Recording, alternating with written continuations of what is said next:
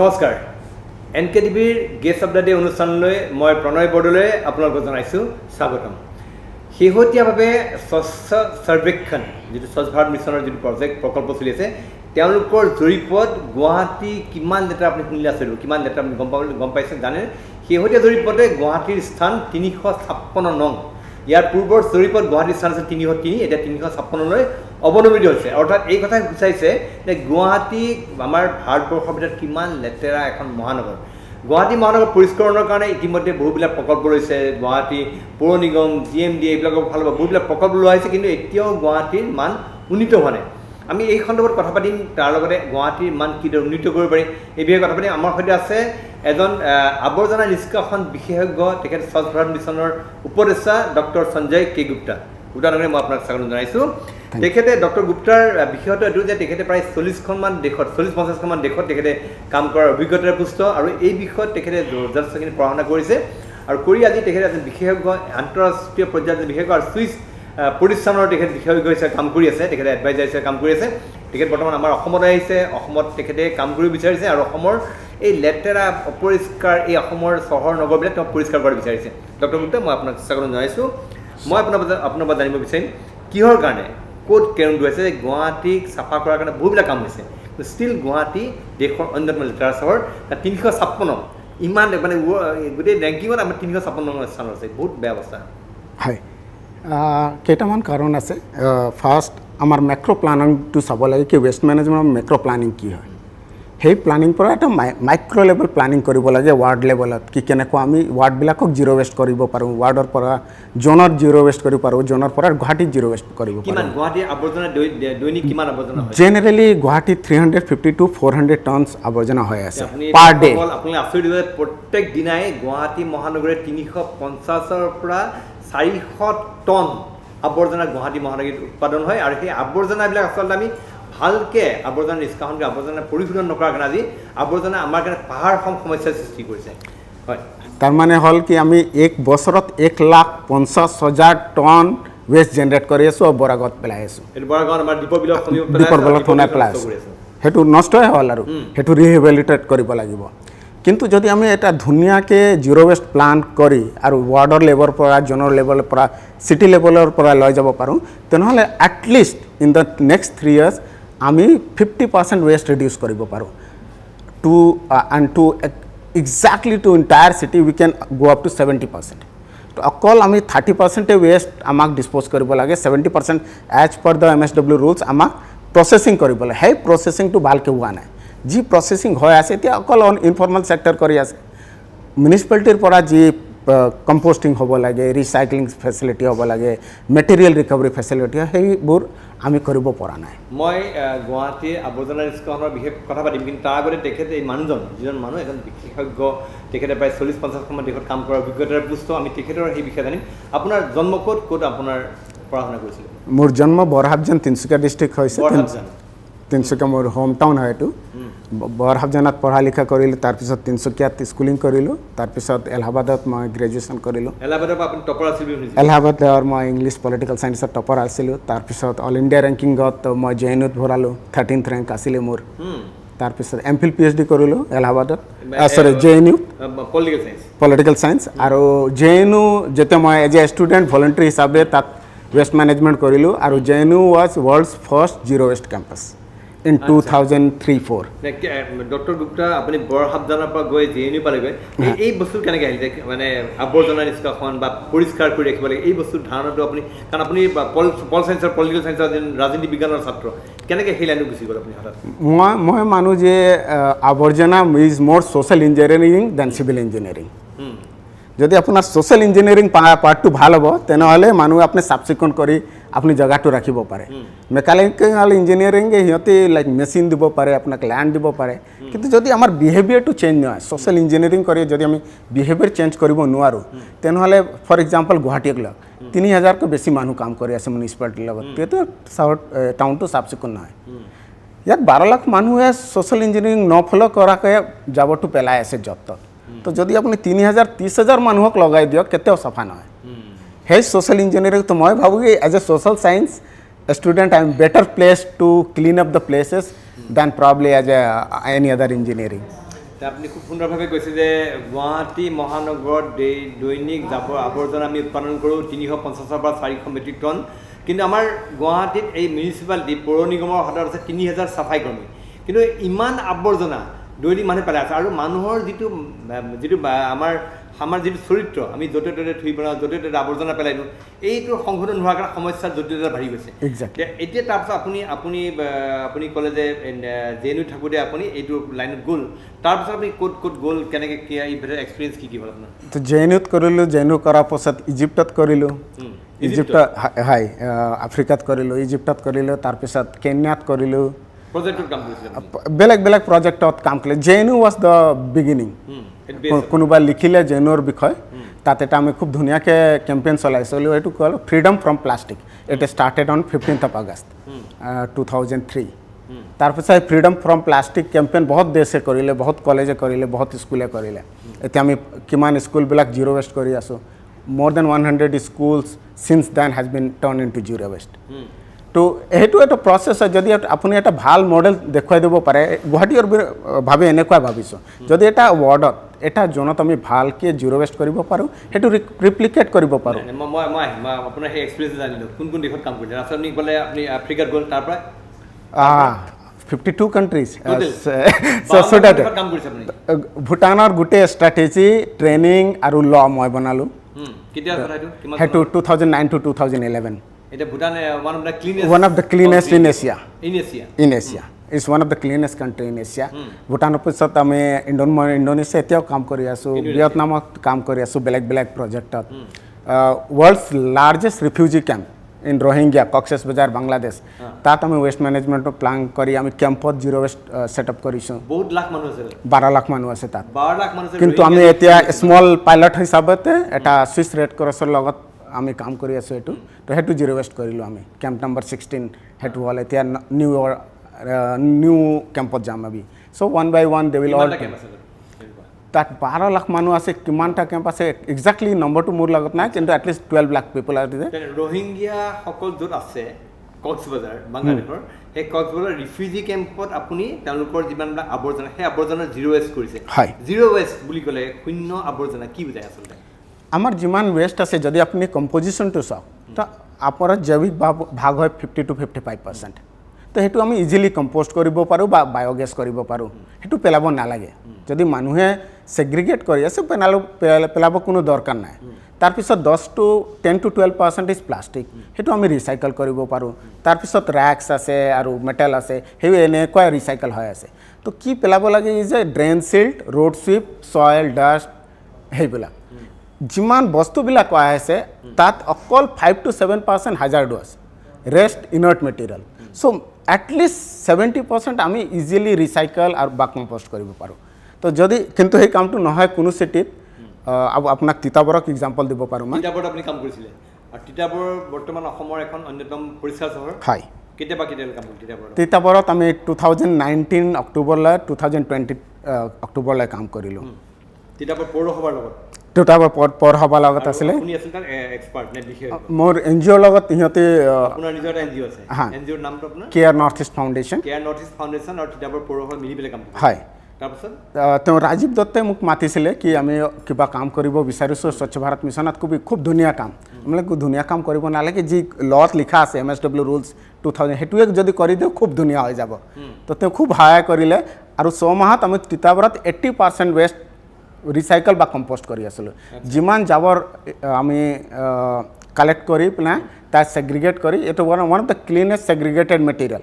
যেতিয়া যোৰহাটৰ পৰা স্ক্ৰেপ ডিলাৰ আহিলে কিনিবলৈ দিয়া, তেওঁ কয় মইতো ইমান চাফ চিকুণ মেটেৰিয়েল, পেট বটল, প্লাষ্টিক, কাৰ্টন, মইতো ৰেকপিকৰো নিদিয়ে মোক, যিমান ক্লিন আপুনি দি আছে। তো ইমান ধুনীয়া, আৰু চব উইমেন ৱৰ্কাৰ, চব ছেল্ফ হেল্প গ্ৰুপৰ উইমেন ৱৰ্কাৰ আমি হায়াৰ কৰিছিলোঁ। 12খন মানুহ কাম কৰিছিল। 12 পিপল। এইটো সৰু টাউন নাই, 12 পিপল। কিন্তু আপুনি টাউনখন পুৰা চাফ চিকুণ, আৰু মিউনিচিপালিটিৰ মানুহ আছিলে, আৰু 12খন মহিলা জড়িত হৈ আছিলে তাত। তাত অলমষ্ট 3 years হ'ল। ফাৰ্ষ্ট ইয়েৰ পাইলট কৰিলোঁ, লাষ্ট 2 yearsৰ পৰা ড'ৰ টু ড'ৰ কালেকশ্যন কৰিছোঁ। কিন্তু তাত কি হৈ আছে, আমাৰ ইনফ্ৰাষ্ট্ৰাকচাৰ নাই। টকা আছে কিন্তু ইনফ্ৰাষ্ট্ৰাকচাৰ ভালকৈ বনোৱা নাই, আৰু টকাবিলাক যেনে তেনে খৰচ হৈ আছে। সো যদি আমি ইনফ্রাস্ট্রাকচার বনাই তো তিনসুকিয়া তো 50% উইদিন 1 ইয়ার আমি 50% ওয়েস্ট রিডিউস কৰিব পাৰোঁ আচ্ছা তাত অলৰেডি আমি এটা 500 মিটাৰৰ বায়োমাইনিং কৰি সাবচিকুন কৰিছোঁ প্লেচটো তাতে এটা আমি কম্পোষ্টিং সেট দিছোঁ এটা সৰু MRF দিছোঁ এইটো কিন্তু ফুলি ফাংচনাল নহয় যিবিলাক বস্তু লাগে সেইবোৰ কিনা নাই আমি যদি আৰু টকা আছে কিন্তু somehow it is not going well for various reasons then আপুনি সুইজাৰলেণ্ডত এখন এটা প্ৰতিষ্ঠানত কাম কৰি আছে এতিয়াও আছে সমগ্ৰ এতিয়াও তাত এডভাইজাৰ হয় প্ৰতিষ্ঠানত কাম কৰি আছে মই স্কাট ফাউণ্ডেশ্যনৰ ৱাটাৰ চেনিটেশ্যন আৰু ৱেষ্ট মেনেজমেণ্ট এক্সপাৰ্ট হওঁ তাত আমি যিমান প্ৰজেক্ট আহে Swiss development corporation waste management সেইটো মই চাই থাকোঁ এতিয়াও কৰি আছে এতিয়াও কৰি আছোঁ অফলাইন আচ্ছা দেন এতিয়া আপুনি অসমলৈ কিয় ঘূৰিলে বাহিৰত আছিলে আপুনি অসমলৈ কিয় ঘূৰি 2017ত এটা নিউজ পেপাৰ ক্লিপিং চাইছিলোঁ তেতিয়া মই ছুইজাৰলেণ্ডত আছিলোঁ কি Tinsukia one of the dirtiest town in the country তো চাই পিনে বৰ বেয়া লাগিলে মই গোটেই গ্লোব ট্ৰটাৰ হ'ব ঘূৰি আছোঁ প্ৰজেক্ট বনাই আছোঁ ষ্ট্ৰেটেজি বনাই আছোঁ ভূটান চাফ কৰিলোঁ কিমান জেগা চাফ কৰিলোঁ আৰু মোৰ নিজৰ হোম টাউনটো এনেকুৱা বেয়া হৈছিল দেউতাই ক'লে কি बहुत हो गया थोड़ा घर वापस आओ कुछ अपना घर का सफाई कर लो फिर चले जाना so I came back in 2018 I had a talk with the chief minister I talked with the Piyush Hajirka sir and then also the mission director my MLA Sanjay Kisan and then I came back and started working in Tinsukia but it is not going what I want to turn it into so the cooperation is not what I want to I don't think there is বিদেশত ইমান দিন থাকি ঘূৰি আহিলে ভাবিছিল যে bird প্লেচো চাফা কৰিব কিন্তু আপোনাৰ মিছন আপোনাৰ লক্ষ্যত আপুনি সফল নহ'ল yes the kind of cooperation is required it is not like if I have a chairman like Rajiv Datta it can be done in 6 months আচ্ছা মানুহক লৈ পেলাই আসল কথা মানে হয় যদি পলিটিক্যাল উইল আছে the current minister Ashok Singhal is very good I think he is very clear what he wants to achieve we need people like him আপুনি জানে যে স্বচ্ছ Bharat prime minister flagship programme হয় এনেকুৱা আজি আমি ৱেষ্টৰ প্ৰব্লেম ফেচ কৰি আছোঁ 3 বছৰ পিছত আমি fecal sludge human excreta problem face ইমান টয়লেট কনষ্ট্ৰাকশ্যন কৰা আছে কিন্তু তাৰ ডিছপ'জেল কাৰণে আমাৰ একোৱে নাই গুৱাহাটীতো নাই তিনিচুকীয়াতো নাই কোনো জেগাত নাই চ' 3 বছৰ পিছত আমি সেইটো ফেচ কৰিম ফিকাল স্লাজ আমি ইলেক্ট্ৰনিক ৱেষ্ট প্ৰব্লেম ফেচ কৰিম আমি বায়'মেডিকেল ৱেষ্ট প্ৰব্লেম ফেচ কৰিম গোটেই বায়'মেডিকেল ৱেষ্ট তিনিচুকীয়াত সেই ডাম্পছাইট পেলাই আছে একোৱে নাই তাৰ কিয়নো তাত চিষ্টেম নাই বহুত বেমাৰ বীজাণু লৈ ফুৰে সাংঘাতিক সেইটোতো টক্সিক হয় জনজীৱনৰ কাৰণে বহুত হানিকাৰক বস্তু থাকে আৰু সেইটো আমাৰ কাৰণে বহুত বিপদ কৰি আনে and it is not difficult to manage it's just that we are not putting systems in place এতিয়া আপুনি গুৱাহাটী মিউনিচিপালিটি কৰ্পোৰেশ্যন গুৱাহাটী পৌৰ নিগমৰ লগত আপুনি কথা পাতিছে নেকি আপুনি কি কৰিব মই দেৱাশিষৰ লগত কথা পাতিছোঁ the GMC commissioner Debashish super very enthusiastic person very good in his approach and very positive person and we think that we can make a change I can already see change in the night when the night cleaning is going on আগত cleaning কৰি আছে কিন্তু এতিয়া এটা কথা হৈছে যে আমাৰ যে ডাম্পিং গ্ৰাউণ্ড আছে বৰ্তমান আপোনাৰ যিখন ডাম্পিং গ্ৰাউণ্ড বৰাগাঁও ডাম্পিং গ্ৰাউণ্ডৰ পৰা আমাৰ নতুন ডাম্পিং গ্ৰাউণ্ডৰ এটা কথা কৈ আছে যে তাৰ পৰা চিফ্ট কৰিবলৈ ন্যায়ালয়ে ইতিমধ্যে নিৰ্দেশ দিছে আৰু ইতিমধ্যে বিভিন্ন ঠাইত কৰিব বিচাৰিছে কিন্তু কৰিব পৰা নাই শেহতীয়াকৈ চন্দ্ৰপুৰ এডোখৰ ঠাই চৰকাৰে নিৰ্বাচন কৰিলে তাত ডাম্প কৰিছে কিন্তু তাৰ মানুহৰ লোকেল পিপলে সাংঘাতিক ৰূপত প্ৰটেষ্ট কৰিছে তেওঁলোকে শংকা কৰিছে তেওঁলোকৰ প্ৰদূষণ হ'ব তেওঁলোকৰ গোটেই এনভাইৰনমেণ্টটো তেওঁলোকৰ পৰিৱেশ প্ৰদূষিত হ'ব যিটো সাধাৰণতে থাকে আৱৰ্জনা থাকিলে মানুহে ভয় খায় সেইটো হৈ আছে গতিকে তেওঁলোকৰ জেনুইন কাৰণত কৰি আছে নেকি কি বুলি ভাবে তেওঁলোকৰ সেইটো সমস্যা কেনেকৈ সমাধান হ'ব এটা সেই বিষয়ে আমাক এটা ভেৰি ক্লিয়াৰলি ভিজন হ'ব লাগে আমি দীপৰ বিলৰ বৰাগাঁও টু চন্দ্ৰপুৰত শিফ্ট কৰিব বিচাৰিছোঁ বা ৱেষ্ট প্ৰব্লেম সলভ কৰিব বিচাৰিছোঁ সেইটো যিটো এপ্ৰ'চ হয় ন আমি এটা প্ৰব্লেম বৰাগাঁৱৰ পৰা উলিয়াই পিনে চন্দ্ৰপুৰত থ'ব বিচাৰিছোঁ that's not the right approach the approach should be that how do we clean up the system we rehabilitate Boragaon and we reduce waste up to 70% that only 30% needs to be disposed and we can find out where what other 30% can be done so we need to move towards a zero waste plan boli koa we need to have a vision of zero waste Assam hetu karone amar Boragaon dumping ground ase he dumping ground re koribo pora jabo exactly we can have a processing plant Boragaon that dumping no kori ami gutte waste to process koribo paro if we have a good zero waste plan কিন্তু হেতু কা segregate কৰিব মানে পৃথক কৰিব লাগিব the biggest role plastic waste then biodegradable separate কৰিব লাগিব ল হিচাপতে MSW ৰুলছ 2016 হিচাপতে মানুহক তিনি ভাগে কৰিব লাগে বায়োডিগ্ৰেডেবল আৰু নন বায়োডিগ্ৰেডেবল আৰু ৰিজেক্টছ তাৰ হাজাৰডাছ হয় মেডিচিন হয় মেটেল হয় সেইবিলাক বেটেৰী হয় সেইবিলাক বেলেগকৈ থ'ব চেনিটেৰী নেপকিন সেইবিলাক যদি আপুনি চাওক তো বায়োডিগ্ৰেডেবল আৰু নন বায়োডিগ্ৰেডেবল ইজ মোৰ দেন 80%। সেই 80%টো আমি ইজিলি প্ৰচেছিং কৰিব পাৰোঁ।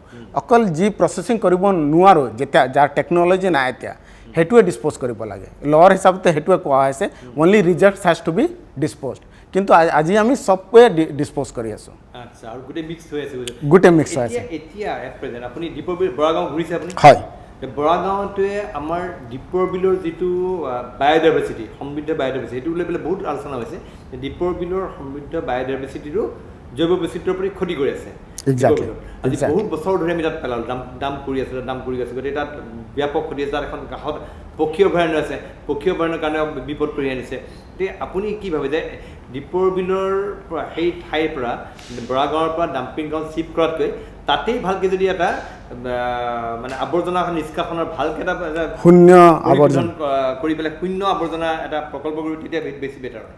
এক্সাক্টলি, তেনেহ'লে আমাৰ dumping can be reduced up to 70%, and that 30% is not injurious. কেনেকৈ কৰিব, কি কৰিব তাতে? লাইক যিমান বায়োডিগ্ৰেডেবল ৱেষ্ট আছে, জৈৱিক ৱেষ্ট আছে, সেইটো আপুনি কম্পোষ্ট বা বায়োগেছ কৰিব পাৰে। গভৰ্ণমেণ্টে এটা খুব ধুনীয়া প্ৰগ্ৰাম লৈ আছে, তাত আপুনি CNG কৰি গোটেই অৰ্গেনিক ৱেষ্টৰ CNG কৰি আপুনি অইল কোম্পানীক দিব পাৰে। তো আপুনি marketing already kind of setup, value চেইনটো বনোৱা হৈছে। যিমান প্লাষ্টিকবোৰ ওলাই আছে যদি আমি ইনচেণ্টিভ কৰি দিওঁ, ৰেক পিকৰ আৰু ৱেষ্ট কালেক্টৰবোৰ ওলাই পিনে ৰোড কনষ্ট্ৰাকশ্যনত দিব পাৰে। তাৰপিছত যিমান অলৰেডি ব্যৱহাৰ হৈছে, তামিলনাডু হৈছে, কেৰেলা হৈছে, মহাৰাষ্ট্ৰ হৈছে, আমি অসমতো এটা পাইলট হিচাপে কৰিছোঁ, মেঘালয় কৰিছে। তো ইটছ অলৰেডি প্লাষ্টিক আৱৰ্জনা ৰাস্তা নিৰ্মাণত ব্যৱহাৰ কৰে। হয়, সেইটো আপুনি টাৰত মিক্স কৰি তাত টেনচিলিটি বাঢ়ি যায়, ৰোডৰ ষ্ট্ৰেংথ বাঢ়ি যায়। because when it expands আলকাট্ৰা আপোনাৰ মিক্স কৰিব পাৰে। তো এইটো ৰোড কনষ্ট্ৰাকশ্যনত যাব পাৰে, ৰিচাইক্লিং কৰিব পাৰে। আজিকালি ফাইবাৰ বনাই আছে, তো আজিকালি টাইলছ বনাই আছে প্লাষ্টিকৰ পৰা, তো মাল্টিপল ইউজ আছে। কিন্তু তাৰ কাৰণে আমি এটা কনডিউচিভ পলিচি প্লাছ এটা কনডিউচিভ ইনফ্ৰাষ্ট্ৰাকচাৰ দিব লাগে। সেই ইনফ্ৰাষ্ট্ৰাকচাৰ এতিয়াও নাই, অসমৰ কোনো টাউনত নাই। এতিয়া আপুনি বাহিৰত যিবিলাক প্ৰজেক্টত কাম কৰিলে, আপুনি ক'লে যে ভূটানৰ কাম কৰিছে, আপুনি কাম কৰিছে, ইজিপ্তত কাম কৰিলে, আপুনি বাহিৰত ইউৰোপৰ কেইবাখন দেশত কাম কৰিছে, কি কৰে তাত কি কৰে? জিৰ' ৱেষ্টটো কেনেকৈ হয়? ছুইজাৰলেণ্ডৰ এক্সাম্পল দি আছোঁ, যোন আমি কম্পেৰিজন কৰিব নোৱাৰোঁ। Like watermelon cannot be compared with apples, but just to give an example, তাত মানুহে ছেগ্ৰিগেট কৰে। যদি আপুনি ছেগ্ৰিগেট নকৰে আপোনাক পেনাল্টি হ'ব। আপুনি গুৱাহাটীত চাব সেইবোৰ পেনাল্টি নহয়। Penalty is the best form of awareness. কোনো মানুহে যদি আপুনি ছিংগাপুৰৰ বাবে শুনিছে, one of the cleanest country in the world, probably the best. তাত মানুহে নহয় কি তেওঁ আমাতকৈ বেছি পঢ়া লিখা, বেছি ডিচিপ্লিন, বেছি চিভিলাইজড, এনেকুৱা একোৱে নাই। কিন্তু যেতিয়া আপুনি জাবৰ পেলাই ছেগ্ৰিগেট নকৰে বা থুক পেলাই দিয়ে, তেতিয়া আপোনাৰ $200 বা $300 ছিংগাপুৰিয়ান ডলাৰ ফাইন হৈ যায়। এবাৰ ফাইন হোৱাৰ আকৌ গোটেই জীৱনত আপুনি নেপেলায়। তো সেই ইনফৰ্চমেণ্টটোৱে আৱাৰনেছ। লটো বহুত কঠিন। মানে এনেকুৱা হৈছে, মই যিটো জানো যে আমাৰ ভাৰতবৰ্ষৰ মানুহে, আমাৰ ভাৰতীয়সকলে আমি য'তে ত'তে ৰাস্তাত থুই পেলাই দিওঁ, আমাৰ স্বভাৱ আছে। কিন্তু যেতিয়া বা চকলেট খালোঁ, ৰেপাৰটো আমি ৰাস্তাত পেলাই দিওঁ। কিন্তু ছিংগাপুৰত গ'লে সেই কামটো আমাৰ মানুহ নকৰে, কাৰণ কৰিলে ফাইন। তো সেইটো এৱাৰনেছ হ'ল। Law enforcement is an awareness. Banner লগোৱাই পিনে আপুনি 20 লাখ টকা খৰচ কৰিব পাৰে এটা চিটি লাইক তিনিচুকীয়াত বা কোনো চিটিত, কিন্তু বেনাৰ লগাই আৰু হোৰ্ডিং লগাই মানুহে কেতিয়াও নকৰে। You have to penalize people because you are asking them to do something legal. কিন্তু এতিয়া এই যিটো ছ'চিয়েল ইঞ্জিনিয়াৰিং আপুনি কৈছে যে আমাৰ মানুহৰ যিটো স্বভাৱ, যে ত'তে ত'তে থুই পেলাই, ৰাস্তাত থুই পেলাই দিয়ে, ৰাস্তাত আৱৰ্জনা পেলাই, এইটো কেনেকৈ চেঞ্জ কৰিব পৰা যায়? অকল এৱাৰনেছৰ জৰিয়তে হ'বনে? আপোনাৰ বহুত কথা কোৱা হৈছে, স্বচ্ছ ভাৰত মিছনেও বহুত চেষ্টা কৰিছে, পেপাৰত এড দিছে কিবা, কিন্তু লাভত কিন্তু কিমান লাভ হৈছে মোৰ সন্দেহ আছে আপোনাৰ। সেইটোও মই কৈ আছিলোঁ কি পেপাৰত বেনাৰ দি আৰু পেপাৰত এডভাৰটাইজমেণ্ট দি আপুনি স্বচ্ছ ভাৰত কৰিব কেতিয়াও নোৱাৰে। দিল্লীত এটা আপোনাৰ সুন্দৰ এক্সাম্পল দিছোঁ। যেতিয়া মিষ্টাৰ পল ট্ৰেফিক কমিশ্যনাৰ আছিলে, তাৰ আগত কোনোবাই পেনাল্টি লগোৱা নাই, মানুহে হেলমেট পিন্ধা নিছিলে। তেওঁ এদিনতে ফাইন কৰিবলৈ ষ্টাৰ্ট কৰিলে। এমাহত তেওঁ 4 কোটি টকা উঠালে। যিমান এডভাৰটাইজমেণ্টৰ খৰচ আছিলে সেইটো উলিয়ালে তাৰ আৰু 90% পিপুলে হেলমেট লগোৱা ষ্টাৰ্ট কৰিলে সেইটো এতিয়ালৈকে কণ্টিনিউ আছে so' the penalty is a medium of awareness that we have to be very clear আপুনি মানুহক এবাৰ বুজাব দুবাৰ বুজাব সদায় বুজাই নাথাকিব কেতিয়াবা 10 to 15% সদায় লাইক থাকিব যোনে এইটো এইবিলাক কৰিব যে কিন্তু সেই 10-15% যদি আপুনি পেনালাইজ কৰি দিয়ে ৰেষ্ট 85% ঠিক হৈ যাব এতিয়া গুৱাহাটীত আপুনি কেতিয়াবা কাম আৰম্ভ কৰিব আপোনাৰ আয়ুক্তই কি ক'লে আপুনি গুৱাহাটীত কাম কৰিব আমি প্লান কৰিছোঁ কি বাই কামিং অক্টোবৰ বাই পষ্ট কৰোণা এৰা আমি কাম কৰিব বিচাৰিছোঁ গুৱাহাটীত কেইটামান ৱাৰ্ড লয় জিৰ' ৱেষ্ট কৰি দেখুৱাব বিচাৰিছোঁ যিখনে এপ্লিকেবল হয় ৰিপ্লিকেট কৰিব পাৰোঁ ইজিলি আৰু সেইটো মই ভাবিছোঁ ৰকেট চায়েন্স নহয় গুৱাহাটীও মানে আপোনাৰ জিৰ' ৱেষ্ট কৰিব পৰা কিতাপৰ নিচিনা কৰিব বিচাৰিছোঁ জিৰ' ৱেষ্ট কৰি পেলালে গুৱাহাটীও তেনেকৈ কৰিব বিচাৰিছোঁ হয় exactly we can do it মই ঘৰত কম্প'ষ্ট কৰি আছোঁ মোৰ এটা কথা জানিব মন যায় আপোনাৰ যেতিয়া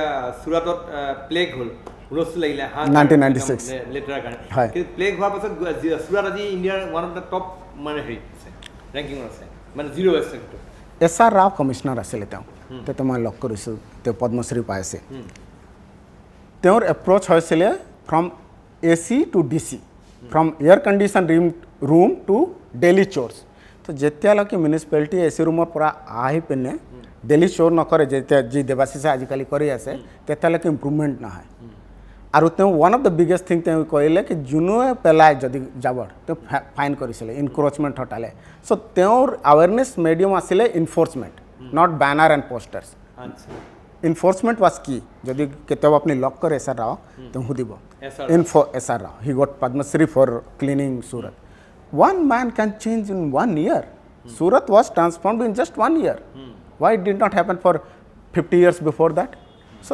এনেকুৱা পলিটিকেল উইল এনেকুৱা পেশ্যন হ'ব লাগে এতিয়া আমি অসমত ইমান খৰচ কৰি আছোঁ কিন্তু ৰাইট ইকুইপমেণ্ট কিনা নাই আমি পেশ্যন নাই পলিটিকেল উইল এতিয়া চাই আছোঁ with Ashok Singhal I do C very good positive political will two implement স্বচ্ছ ভাৰত আই ডু চি দ্যাট স্বচ্ছ ভাৰতটো আপোনাৰ প্ৰকৃতাৰ্থত লাভদায়ক হ'ব আমাৰ ভাৰতবৰ্ষৰ কাৰণে মানে যিধৰণে কাম কৰিছে এবছলুটলি আপোনাক এটা আৰু এক্সাম্পল দিছোঁ আজিকালি কৰোণা পিৰিয়ডত জবৰ ইমান টান আপুনি জব নাপায় এভৰি 300 হাউচ হোল্ড 300 ঘৰৰ বা দোকানৰ পিছত আমি এটা জব ক্ৰিয়েট কৰিব পাৰোঁ ৱেষ্ট কালেকশ্যন কৰিব তেওঁ ছেগ্ৰিগেশ্যন কৰিব তেওঁ কম্পষ্টিং কৰিব ইমাজিন কৰক কিমান ঘৰ আছে গোটেই আৰ্বান এৰিয়াত অসমত ইমান জব আপুনি ক্ৰিয়েট কৰিব পাৰে তো যদি আপুনি জব ক্ৰিয়েশ্যন বিচাৰিছে it's one of the best sector to create jobs আচ্ছা আপুনি ভাবে যে আমি আৱৰ্জনামুক্ত এখন গুৱাহাটী আৱৰ্জনামুক্ত এখন অসম আমি কল্পনা কৰিব পাৰোঁ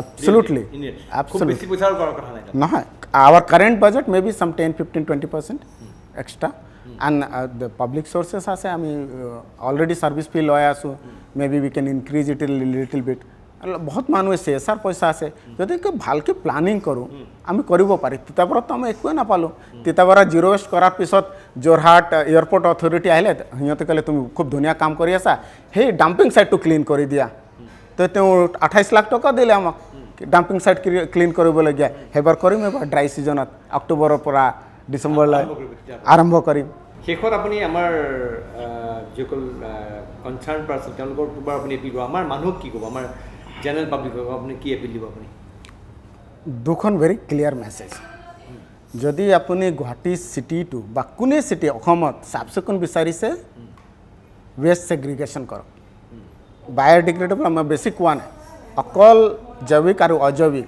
বায়'ডিগ্ৰেডেবল আৰু নন বায়'ডিগ্ৰেডেবল যদি আপুনি কৰিব পাৰে সেইটো কৰক পচিবল হয় হোম কম্পষ্টিং কৰক ঘৰত এটা সাৰ বনাব পাৰে আপোনাক সেইটো বেছি নালাগে আপুনি বহুত ধৰণৰ চিষ্টেম আছে আজিকালি 700 পৰা 1500 টকাত আপুনি পাই যাব তো হোম কম্পষ্টিং কৰক তেতিয়াহ'লে এটা ড্ৰাই বেগ থৈ আপুনি ৰাখি থাক প্লাষ্টিক পেপাৰ গ্লাছবিলাক মাহত এবাৰ দি দিয়ক ৰাখ পেপাৰত তেওঁ কমাব পাৰে টকা পাব পাৰে that's one second be a community monitor আপুনি নিজে নিৰীক্ষক বনাওক কি সেইটো জেগাটো চাফ হোৱা নাই মোক মিউনিচিপালিটিত কমপ্লেইন কৰিব লাগে বা যোনে ৰেছপনচিবল হয় তাৰ কমপ্লেইন কৰক এজ এ মনিটৰ হিচাপে কাম কৰক কি I want to adopt this road it has to be clean তাৰ লগতে নিজৰ স্বভাৱটো অলপ এক্সাক্টলি যে মই য'তে ত'তে থুই নেপেলাওঁ য'তে ত'তে আৱৰ্জনা নেপেলাওঁ সকলোৱে সংকল্প ল'ব লাগিব be the change you want to see right সেয়া আছিল ডক্টৰ সঞ্জয় কে গুপ্তা।